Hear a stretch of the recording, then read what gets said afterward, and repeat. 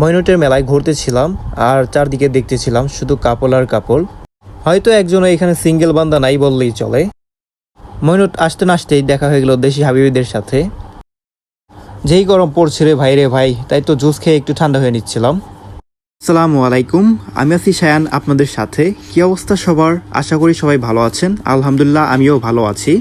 ঈদের প্রায় এক সপ্তাহ পর বন্ধুরা মিলে চলে এলাম মইনুট ঘাটে ঘুরতে। দিনটি ছিল শুক্রবার, এজন্য প্রায় অনেক মানুষ দেখা যাচ্ছে আমাদের মতো প্রায় অনেকেই ঘুরতে আসছে এখানে।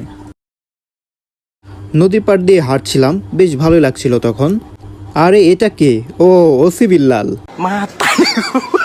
তো এরপর আমাদের সামনে দিয়ে আসছিল দেশি হাবিবিরা। সত্যি বলতে তাদের এই হাবিবি ড্রেসে ভালোই মানিয়েছিল এবং কি তাদের খুব সুন্দর লাগতেছিল। মইনুটের প্রত্যেকটা জায়গায় মানুষ আর মানুষ এবং কি অনেক পদের রাইড চলে এসেছে এখানে। ছোট এবং বড় উভয়ের জন্য আছে। নিচ থেকে তেমন কোনো ভিউ দেখতে পারছিলাম না, এজন্য উঠতে পড়লাম উঁচু একটি পাহাড়ে।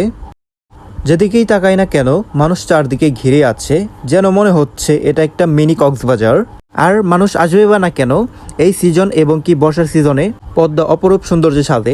তো মেলায় একটু ঘোরাঘুরি করছিলাম আর দেখতে পাচ্ছিলাম শুধু কাপল আর কাপল।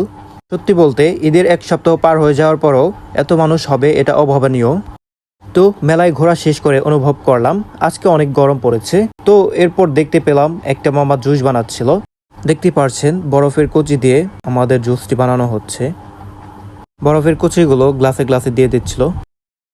তো ফাইনালি আমরা জুস খাচ্ছিলাম। যেই পরিমাণ গরম পড়েছিল, আশা করি জুসটা খেয়ে শরীরে অনেক ক্লান্তি দূর হবে। তাই তো খুব মনের সুখে মন ভরে জুস খেয়ে নিচ্ছিলাম। আর এদিকে ও অরটা শেষ করে বারবার বলতেছে মামা দেখ।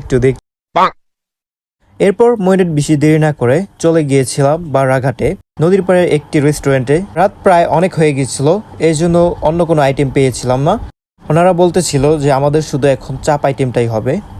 তো কি আর করার, যেহেতু শুধু চাপ আছে সেজন্য চাপটাই নিলাম।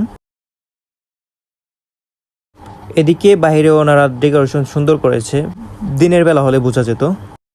তো সবাই বেশ মজা করেই খাচ্ছিল, কারণ পেটে এক একজনের ভরপুর ক্ষুধা ছিল।